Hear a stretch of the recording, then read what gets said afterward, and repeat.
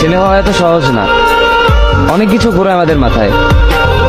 সব তো তোমার বইলা বোঝানো যাবে না, তারপরও কিছু বলি শোনো।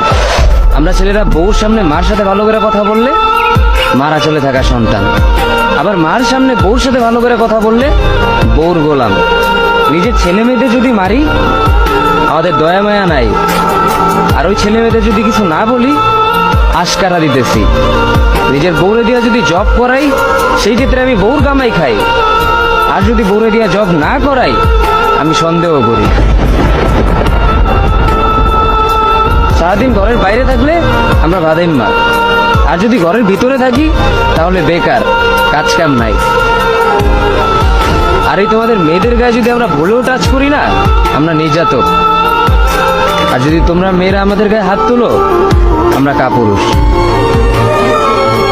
আর একটা ছেলে কি বা করে পুরো লাইফে নিজের জন্য? মার ওষুধের থেকে শুরু করে বউ বাচ্চার প্রত্যেকটা সব পালন করার দায়িত্ব একটা পুরুষের। কিন্তু কি লাভ এত কিছু কইরা? দিন শেষে একটা ভুল করলেই সবাই ভুলা যায় যে কে কি করছে তার জন্য।